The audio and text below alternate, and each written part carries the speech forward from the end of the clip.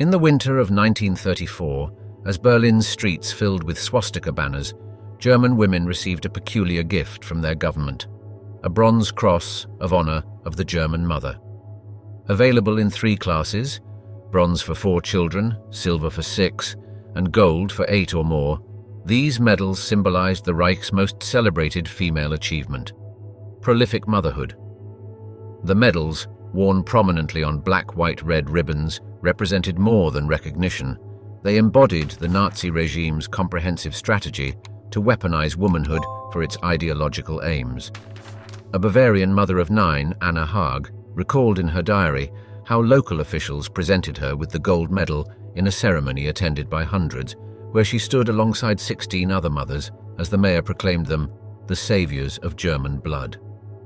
Yet privately, Haag confessed her ambivalence, writing, "They honor my womb while imprisoning my mind." The Nazi rise to power marked a dramatic shift in the social positioning of German women. After the relative freedoms of the Weimar Republic, where women had gained voting rights and entered professional spheres, the National Socialist vision deliberately narrowed feminine aspirations to the domestic realm. This vision crystallized around the traditional German concept of Kinder, Küche, Kirche, children, kitchen, church, a tripartite ideal that defined women primarily through motherhood, domesticity, and moral virtue. The phrase itself predated Nazism, attributed to Kaiser Wilhelm II in the late 19th century, but found renewed vigor under Hitler's regime. In practical terms, this meant the dismissal of women from civil service positions, university quotas limiting female students to 10%, and the introduction of household science courses in girls' schools. A telling example came in 1936, when mathematician Emmy Noether, one of Germany's most brilliant minds who had finally gained professorship during the Weimar years, was summarily dismissed from Göttingen University with the explanation that women belong at the hearth, not at the lectern. This ideological framework wasn't merely suggested, it was systematically propagated through every available medium. Joseph Goebbels' propaganda ministry crafted a multifaceted campaign that glorified the German mother as the biological and cultural foundation of the 1,000-year Reich. The Frauenschaft, Nazi Women's League, led by Gertrude Scholz-Klink, became the largest female organization in Germany with over 6 million members by 1938. Through this organization, the ideal German woman was modeled: blonde, robust, modestly dressed, wearing minimal makeup and perpetually focused on family duties.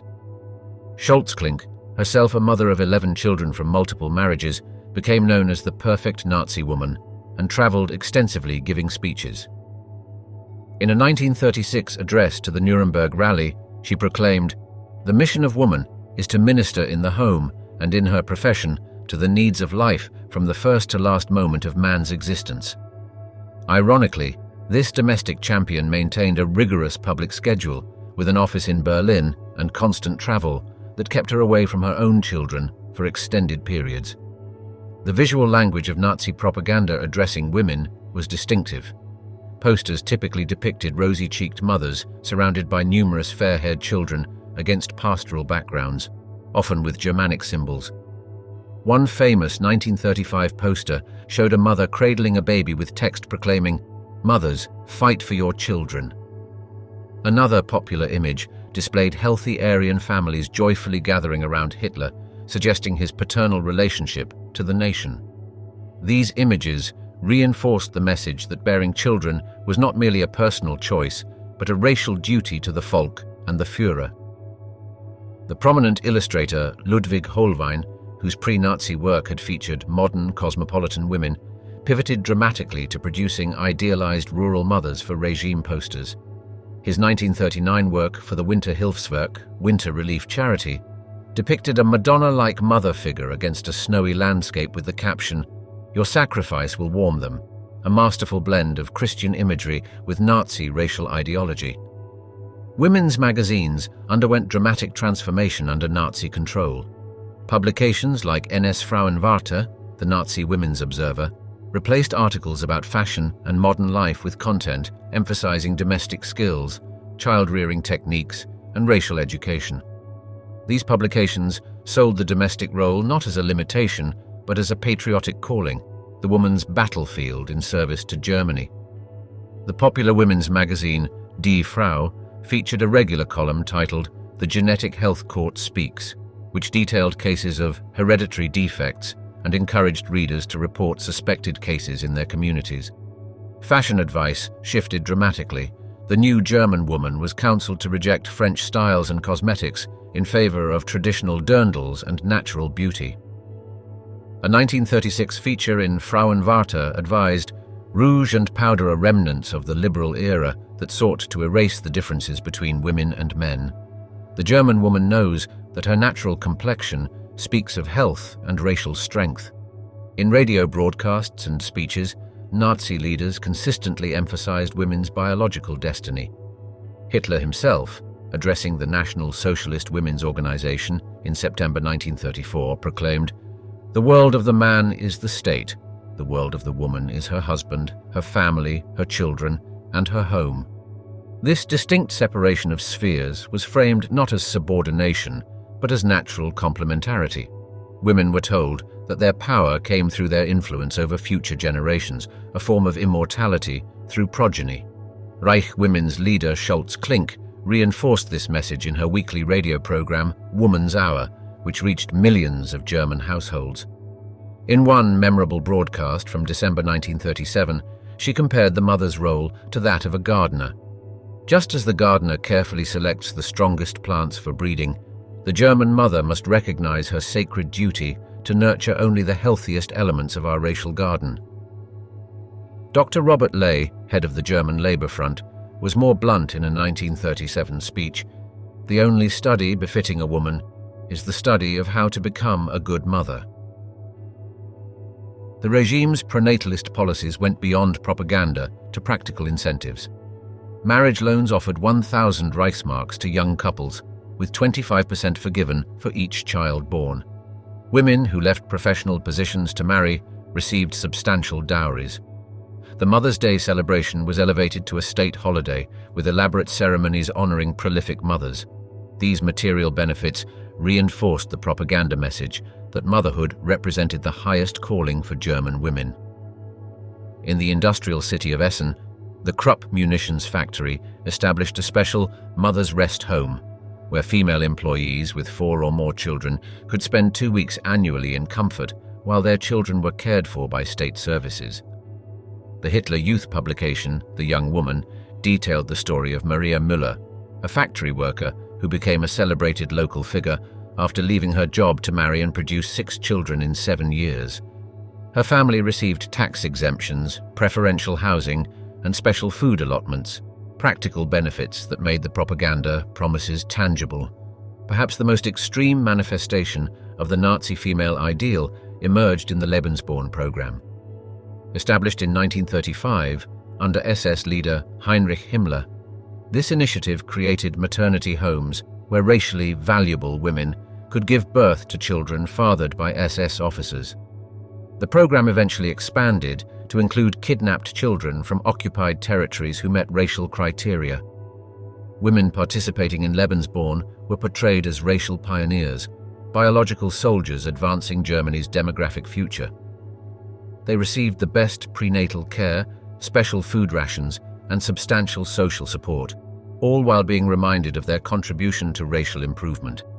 The first Lebensborn home opened in Steinhöring, a picturesque Bavarian village, in a converted mansion whose peaceful setting belied its purpose as a racial breeding facility. By 1940, the program operated 10 homes across Germany and more in occupied territories like Norway. Himmler personally visited these facilities, often bringing gifts and offering encouragement to the mothers. In a speech to SS officers in 1936, he explained the program's purpose. "The greatest gift you can give to the Führer is not your death in battle, but your immortality through healthy children."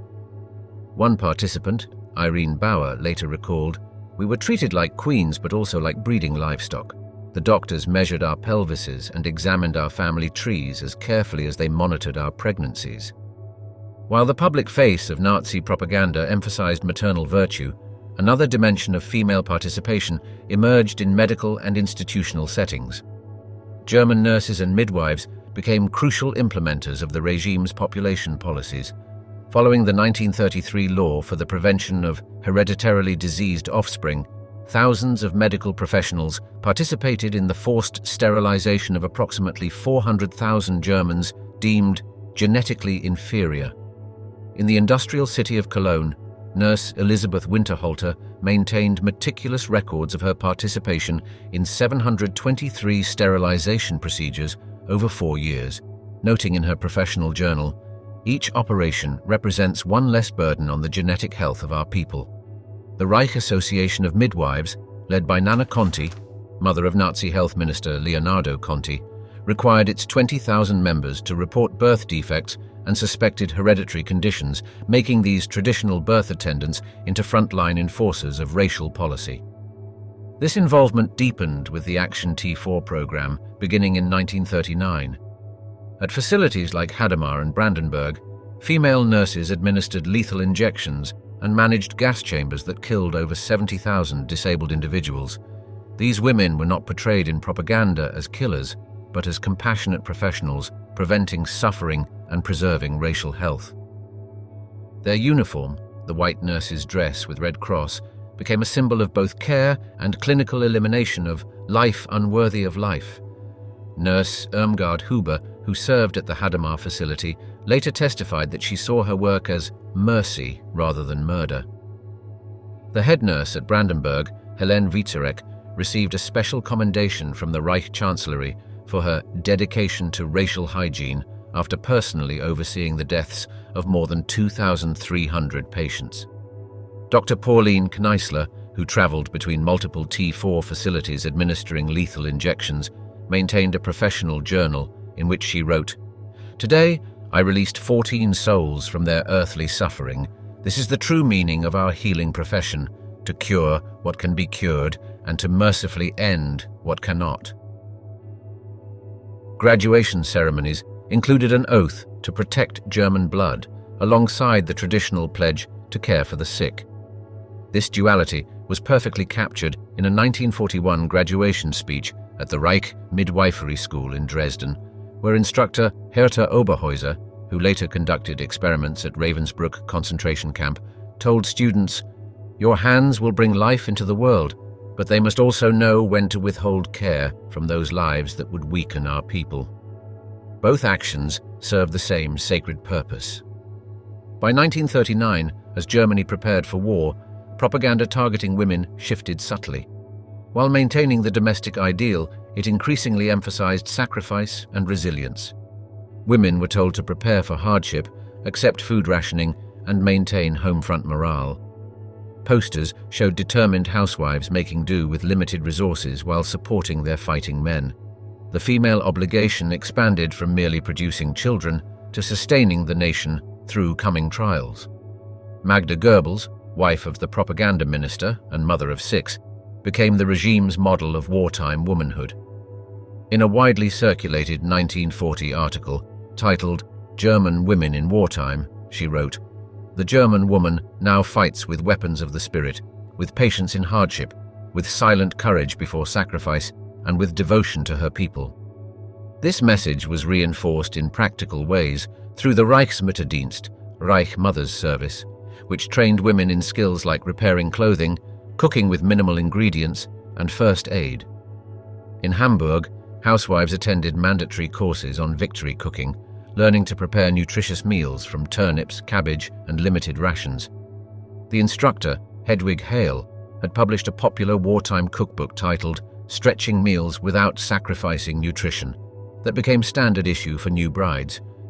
The propaganda's reach extended even to children's stories, with popular author Johanna Hara publishing The German Mother and Her First Child in 1934, a childcare manual that sold over 1.2 million copies. Behind its practical advice on infant care lay ideological guidance, instructing mothers to avoid excessive tenderness that might produce weak children and to recognize their role as the first teacher of National Socialist principles. Angels of Death, the overlooked female guards of the Nazi camp system. As the gates of Bergen-Belsen concentration camp swung open to British forces in April 1945, liberating soldiers encountered scenes of horror that would haunt them for decades. Among the perpetrators they arrested were figures who challenged their conceptions of war criminals, women in SS uniforms. When ordered to bury the thousands of decaying corpses strewn across the campgrounds, one female guard, Irma Grazer, reportedly smiled. A British soldier later recalled the disturbing dissonance. She looked like a beautiful angel, but behaved like a demon. This jarring contradiction between feminine appearance and monstrous behavior has contributed to the relative historical obscurity of one of the Holocaust's most disturbing aspects, the approximately 3,700 women who served as concentration camp guards, or Aufseherinnen, in the Nazi system. British Lieutenant Colonel Derek Sington, who participated in the liberation, wrote in his memoir, "The female SS guards presented us with a particular psychological challenge. Our men had been conditioned to protect women, not arrest them as war criminals. Yet there was Irma Graze, a woman no older than their sisters back home, who had overseen unimaginable brutality." When photographed during her arrest, Grace maintained perfect composure, even adjusting her hair before the camera flashed, a detail noted by multiple witnesses as particularly chilling given the circumstances. The recruitment of female camp guards began in 1939, when the Ravensbrück camp opened as a facility specifically for female prisoners about 90 kilometers north of Berlin. The SS initially struggled to find women willing to serve in camps, as the Nazi ideology itself emphasized maternal and domestic roles for women. Early recruitment efforts targeted women already employed in institutional settings like hospitals and prisons. By 1942, as the camp system expanded dramatically, the Reich labor service began conscripting women for guard duty, creating a bizarre situation where some women were forced to guard others who were imprisoned by force. Johanna Langefeld, Ravensbrück's first chief female overseer, initially attempted to run the camp with a measure of discipline, but without extreme brutality. Her relative moderation eventually led to her dismissal by male SS leadership. In a remarkable twist, she was later arrested by the Gestapo and sent to Auschwitz as a prisoner, from which she escaped with the help of Polish inmates who remembered her comparative humanity. Recruitment advertisements in newspapers like the Völkischer Beobachter emphasized good pay, over 200 Reichsmarks monthly, and benefits rather than ideological commitment, with one 1942 notice promising good career advancement for suitable applicants with proper racial backgrounds. These female recruits received minimal training, typically 4 weeks, at Ravensbrück, which served as the central training facility for Aufseherinnen. Their instruction combined practical skills like operating gates and guarding perimeters with intensive ideological indoctrination, emphasizing racial superiority and dehumanization of prisoners. The chief instructor, Dorothea Binz, was known for her personal demonstrations of brutality during training. One former trainee, Maria Mandel, who would later oversee the women's camp at Auschwitz, recalled, "Binz taught us that kindness was weakness. She showed us how to use a whip properly, with a snap of the wrist, not the full arm." The training quarters at Ravensbrück included a scale model of a camp where trainees practiced surveillance techniques and learned to identify potential escape routes. Anna Fest, a reluctant recruit who later claimed she had been conscripted against her will, described the psychological transformation during training. "The first time I saw Binz beat a prisoner until the woman fell unconscious, I vomited. By the third week, I watched without flinching. By the time we graduated, I worried I might be judged inadequate if I didn't participate." A daily routine began at 6 a.m. with ideological lectures on racial science and ended with group readings from Hitler's Mein Kampf. Former guard Ruth Closius described a graduation ceremony where each new Aufseherin received her uniform and whip from Oberaufseherin, Chief Guard Binz, with the admonition, "Remember, for them you are Germany." While male SS officers held the highest administrative positions in all camps, female guards wielded tremendous power within the women's compounds. Their authority was marked visually. They wore grey-blue uniforms with skirts instead of trousers, carried whips or rubber truncheons rather than firearms, and were forbidden from wearing the SS insignia, instead displaying a small swastika armband. Despite these gendered distinctions, survivors consistently reported that female guards often exceeded their male counterparts in cruelty. At Majdanek, guard Charlotte Nitsialek was remembered for a particularly horrific practice, forcing prisoners to stand in freezing water until they collapsed, then leaving them to die of hypothermia. Survivor Olga Lengyel, a Hungarian Jewish physician imprisoned at Auschwitz, wrote in her memoir, 5 Chimneys, "It was always the women who first adapted to the camp, who adjusted to the daily degradations, and it was the women guards who found the first subtle refinements to cruelty, perhaps because they paid more attention to the details of our suffering. A small number of guards, like Elizabeth Marshall at Ravensbrück, became known for occasional acts of kindness, smuggling medicine or extra food to prisoners, but even these women participated in the broader system of oppression, often selecting which prisoners would receive their limited mercy. The most notorious of these women was Irma Grese, who began her camp career at age 19. Blonde, blue-eyed, and strikingly attractive, Grese embodied the Nazi physical ideal while systematically violating every expectation of feminine behavior. At Auschwitz, and later Bergen-Belsen, she became known as the Beautiful Beast for her sadistic behaviors. Wearing custom-made boots, she would kick prisoners with specially reinforced steel-toed footwear. She kept trained dogs to attack inmates and reportedly selected women with attractive skin for execution so their tattooed flesh could be made into lampshades. At her 1945 trial, Grese was described by survivors as taking sensuous pleasure in selecting prisoners for death. At just 22 years old, she became one of the youngest Nazi war criminals executed by hanging. Grese's background offered few clues to her later sadism. Raised in a rural farming family in Reich, she had failed to complete her nursing assistant training before joining the camp system. Former neighbor Friedrich Höhner later testified, "As a child, she was unremarkable, perhaps shy. Nothing suggested the monster she would become." Grese cultivated a romantic relationship with Josef Mengele, Auschwitz's infamous Angel of Death, who performed medical experiments on prisoners. Together, they would sometimes conduct selections on the arrival ramp, deciding which prisoners would work and which would immediately be gassed. Survivor Olga Lengyel described Grese's characteristic gesture during these selections. She would bite her lower lip when sending someone to death, as though experiencing some private thrill. Equally infamous was Ilse Koch, known as the Witch of Buchenwald and the Beast of Buchenwald. Though technically not an Aufseherin but the wife of Camp Commandant Karl Koch, she wielded unofficial but substantial power within the camp. Koch became notorious for riding through the camp on horseback, whipping any prisoner who caught her eye. Her perversion reached its apex in her alleged collection of tattooed human skin, which witnesses claimed she used to make gloves, book covers, and lampshades.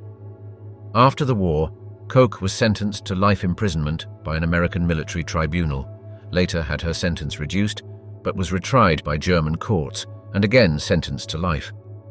In 1967, she ended her life in prison, continuing to assert her innocence despite overwhelming witness testimony. Koch's life story included peculiar details that added to her notorious reputation. Before meeting her husband, she had worked as a librarian in Dresden, a profession starkly at odds with her later behavior. Upon arriving at Buchenwald in 1937, she began an elaborate renovation of the commandant's house, forcing prisoners to build a riding arena and zoo for her personal enjoyment.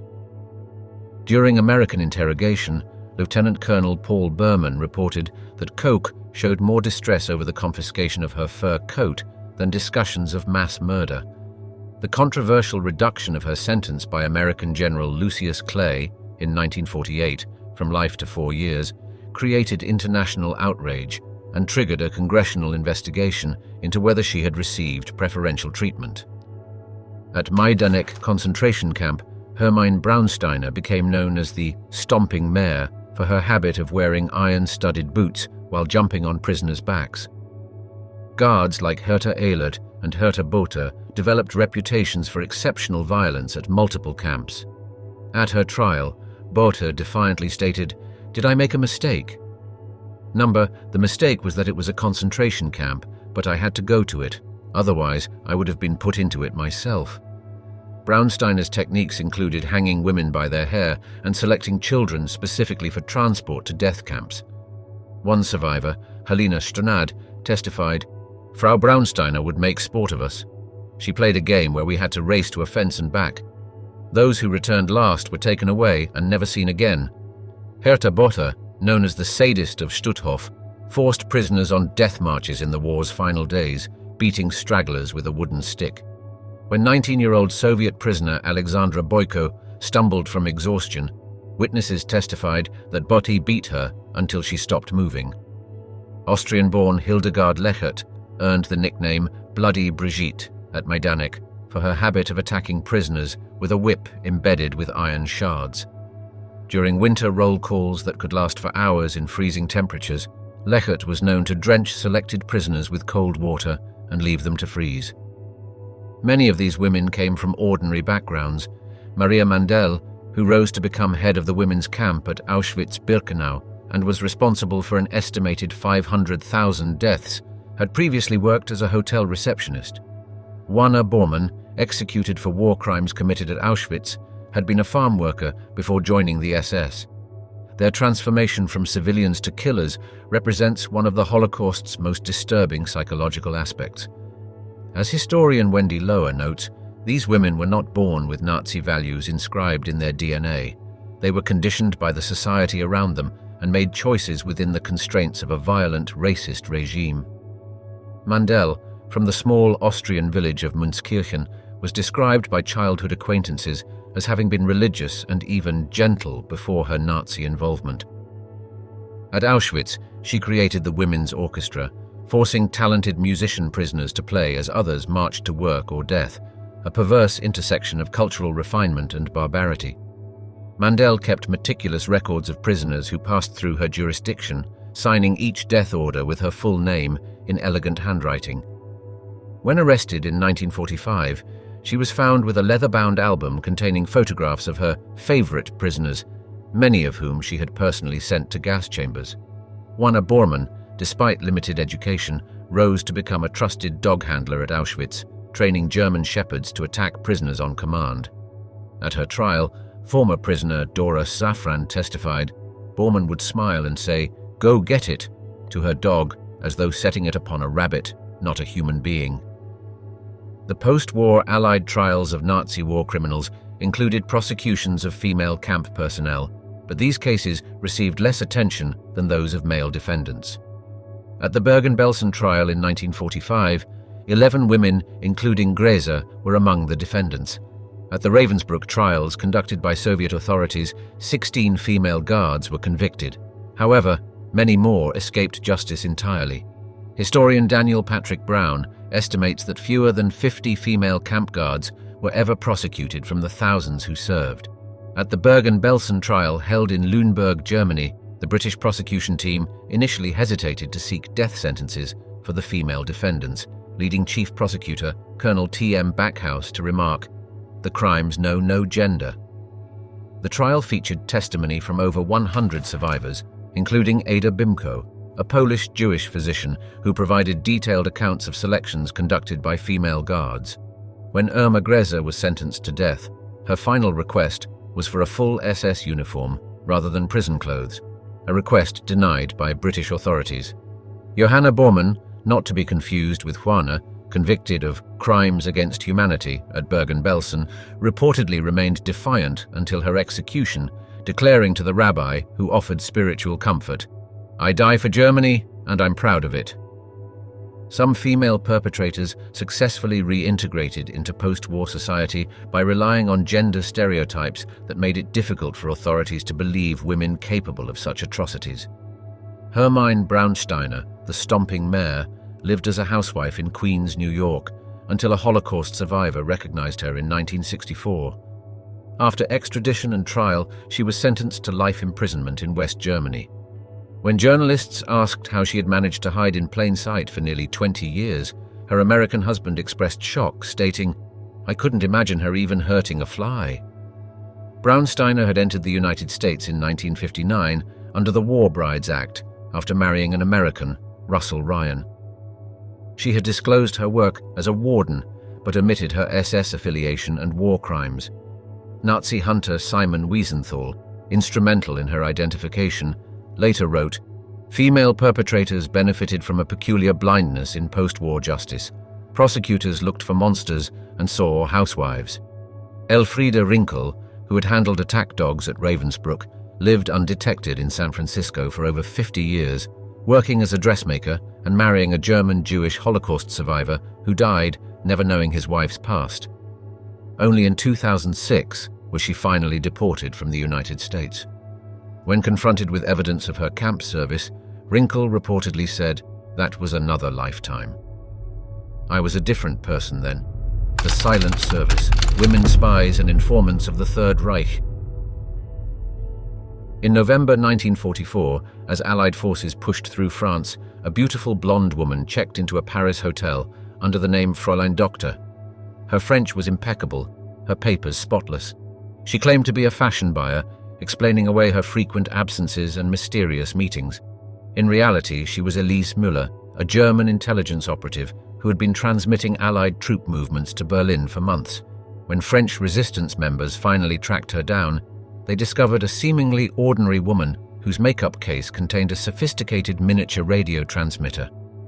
Müller was one of hundreds of female agents who served the Nazi regime as spies, informants, and intelligence operatives.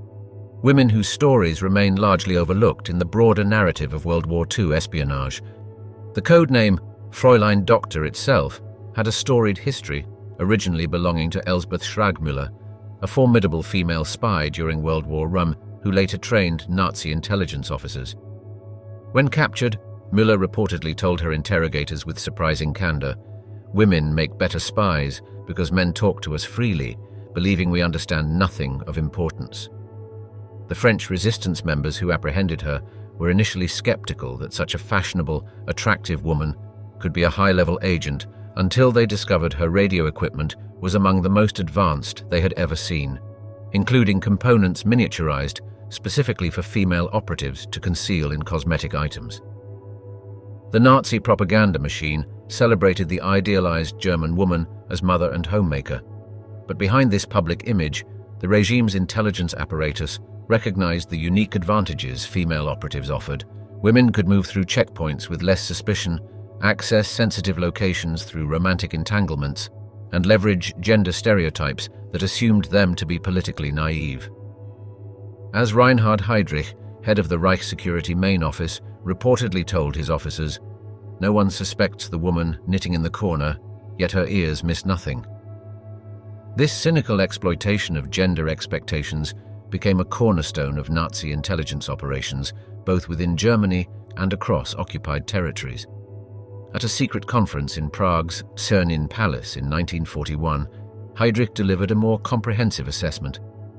"Our female agents succeed precisely because the enemy expects a German spy to be a man in a leather coat with a gun.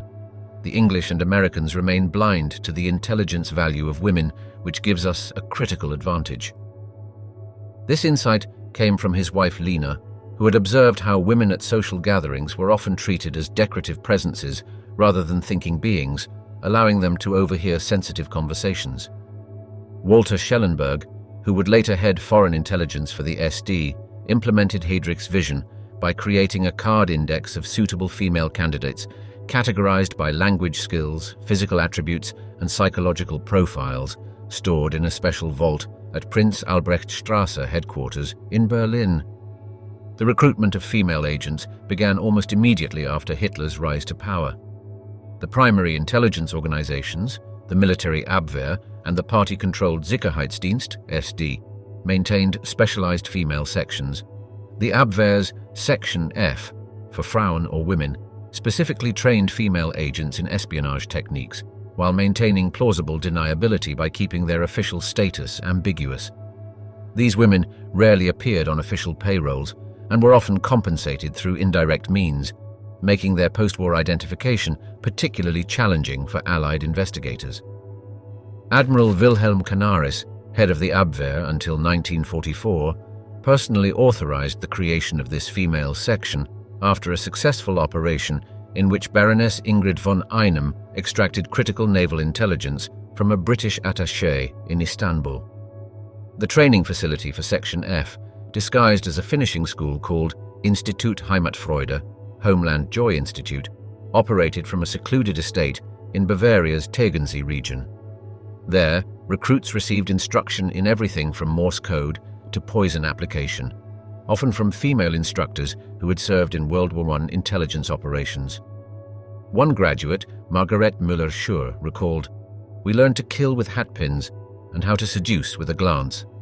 Some lessons were taught by aging courtesans from Berlin's pre-war cabaret scene who knew every trick of extracting secrets from powerful men. Among the most effective Nazi female operatives was Vera von Schallberg, a Danish woman of Russian descent who worked for the Abwehr in England before the war. Cultivating relationships with British military officers, she gathered intelligence on naval installations while posing as a refugee from communism. Her handler, Captain Herbert Wichmann, later boasted that von Schallberg had obtained more valuable information through pillow talk than a dozen male agents through conventional means. When war broke out, she was recalled to Germany, where she helped train other female agents at a secret facility near Brandenburg. Her subsequent disappearance during an operation in Russia in 1941 only enhanced her mystique within intelligence circles. Von Schallberg's remarkable career included befriending Unity Mitford, the British aristocrat infatuated with Hitler, giving her access to upper-class British social gatherings at Cliveden and other estates, where military and political elites casually discussed sensitive matters. Her techniques were studied as exemplary. She never directly asked questions, but employed what trainers called the von Schallberg method, appearing slightly confused about technical matters, prompting men to explain military details in simplified terms that revealed critical information. British intelligence officer Hugh Trevor Roper later admitted, "She was so effective because she exploited our underestimation of female intelligence. The officers who confided in her would have never revealed the same information to a man. The SD, under Heydrich's direction, developed particularly sophisticated methods for deploying female agents. Unlike the military-oriented Abwehr, the SD focused on internal security and counterintelligence, making extensive use of female informants to monitor civilian populations. These women, often referred to as Spitzel informers, infiltrated social circles, church groups, and workplaces, reporting conversations and identifying potential regime opponents. A network of female apartment building wardens, known as Blockwartinnen, monitored residents' activities, reporting unusual visitors or suspicious behavior to local authorities. As one former SD officer testified after the war, "Women were our eyes and ears in places men could never access without raising suspicion." In Munich's Schwabing district, known for its intellectual and artistic community, the SD deployed Helene Schwörzel, a charming art student who infiltrated anti-Nazi circles gathering at the Osteria Bavaria restaurant. Her reports led to dozens of arrests, including several members of the White Rose resistance group. Another notable case involved Stella Kübler, a Jewish woman in Berlin who became the infamous blonde ghost, blonde Gespenst, hunting other Jews in hiding for the Gestapo to save herself and her parents, reportedly locating over 3,000 victims before the war's end. The tactical use of women as honey traps became a specialized aspect of Nazi intelligence operations. The term salon dame, salon lady, was used for attractive, well-educated women who targeted foreign diplomats, military attachés, or businessmen with access to valuable information. These women, often recruited from acting schools or universities, received training in seduction techniques, conversational manipulation, and memory enhancement at specialized facilities like the Salon Kitty, a Berlin brothel operated by the SD. One such operative, Sophia Wagner, cultivated relationships with multiple members of the Swedish diplomatic corps in Berlin, gathering intelligence that helped Germany anticipate Sweden's position on critical trade negotiations. Wagner's handler noted in a surviving report, "She extracts information so naturally that her targets never realize they've been compromised." The infamous Salon Kitty itself, located at 11 Geisebrechtstrasse in Berlin's upscale Charlottenburg district, was a high-class establishment refitted with hidden microphones by SD technicians under Walter Schellenberg's supervision. 24 specially selected courtesans received counterintelligence training, and memorized questions to ask their clients, targeting foreign diplomats and high-ranking Nazi officials suspected of disloyalty. The operation produced so many recordings that a special transcription unit of 30 women worked in shifts to process the intelligence. A Spanish diplomat, who frequented the establishment, Eduardo Proper de Callejon, later wrote in his memoirs, "Berlin was a city where beautiful women appeared magically wherever foreign officials gathered. Only later did I realize there was nothing magical about it. It was mathematical precision. Female couriers played another vital role in Nazi intelligence operations. The regime recognized that women, particularly those with unassuming appearances, faced less scrutiny at checkpoints and borders. Special training facilities in Dresden and later Prague taught female agents to conceal microfilm in everyday items like lipstick tubes, hat pins, and hollow heel shoes.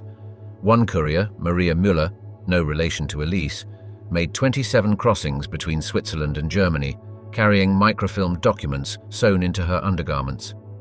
Her success relied partly on her appearance. At 47, the plump, matronly Müller hardly matched the profile of a spy in the minds of border guards. The courier system became particularly crucial after Allied bombing disrupted communication lines. Another innovative courier was Elizabeth Schumacher, who transported microfilmed intelligence across borders concealed in specially manufactured buttons on her clothing.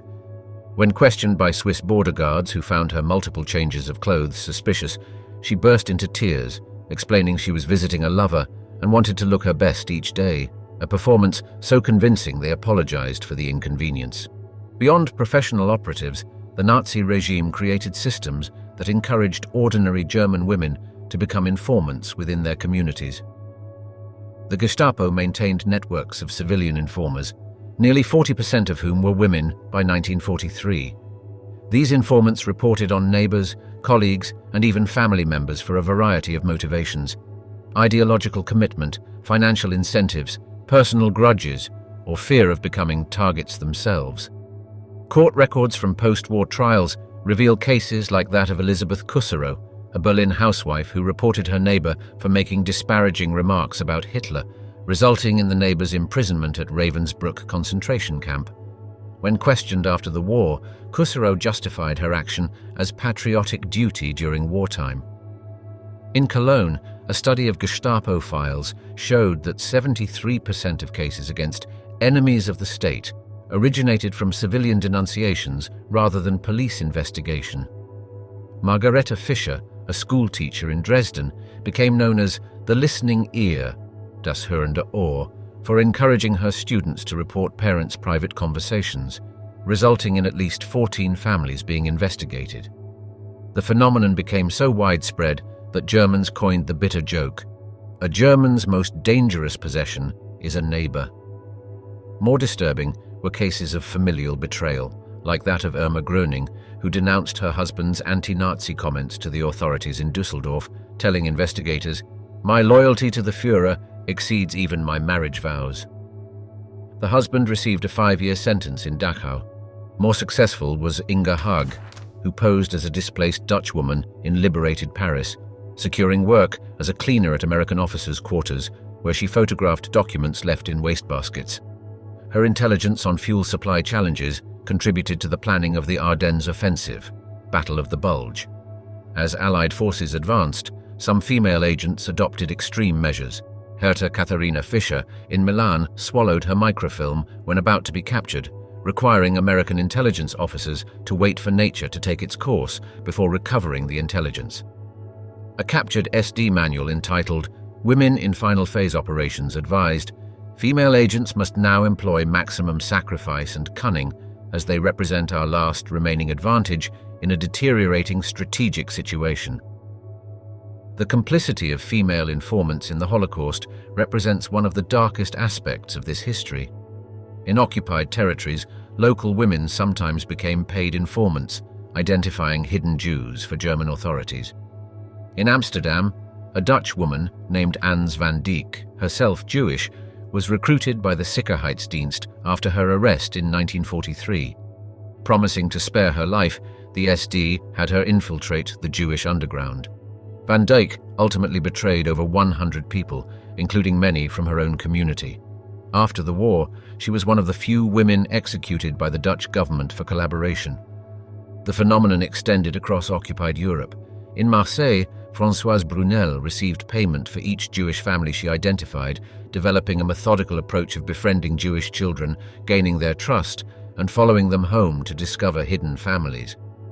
In Warsaw, Hanka Sawicka worked at a bakery frequented by the Polish underground, reporting on customers who purchased unusual quantities of bread that might indicate they were hiding Jews. The financial incentives were substantial. In Holland, informants received up to 7 guilders and 50 cents per Jew identified, equivalent to a week's wages for many workers. In Budapest, during the final phase of Hungary's Jewish deportations in 1944, a female informant network called the Charity Ladies posed as aid workers, gaining access to safe houses operated by diplomat Raoul Wallenberg and reporting locations to Arrow Cross militias.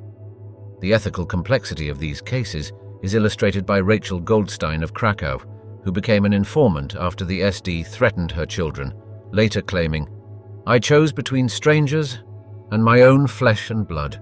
God may judge me, but no mother would choose differently." As the Third Reich collapsed, many female operatives slipped into anonymity, destroying records and creating new identities. Unlike male SS officers with distinctive tattoos or documented military service, these women could blend seamlessly into civilian life. Some, like former SD agent Hildegard Leckert, assumed identities as refugees, while others married Allied soldiers as a cover. When denazification investigations began, intelligence officials from victorious powers sometimes recruited these women for their own operations against the emerging Soviet threat, further obscuring their wartime activities. In Bavaria, British intelligence identified former Abwehr agent Erika Ertel working as a translator for American forces, quietly recruiting her for Operation Rusty, an early Cold War intelligence program. Her familiarity with Soviet intelligence methods proved valuable enough that her Nazi past was officially cleansed from records. SS-trained agent Margot Uphoff transformed herself into a war widow running a guest house in Switzerland, which served as a meeting point for Western intelligence operatives into the 1950s. A declassified 1947 CIA assessment candidly admitted, female intelligence personnel from German services represent valuable human assets due to their extensive training, field experience, and the fact that their involvement in wartime operations remains largely undocumented. As we close this chapter, we remember that behind the uniforms and swastikas stood women who shaped and shattered lives. From Ilse Koch, the witch of Buchenwald, who infamously collected human skin, to Magda Goebbels, who poisoned her 6 children in Hitler's bunker, their loyalty was chilling. In 1943, Joseph Goebbels declared, "The mission of women is to be beautiful and to bring children into the world. The mission of men is to be warriors." But some women took up far darker missions. History never forgets, and neither should we. Thank you for watching, and until next time, keep questioning the stories we're told.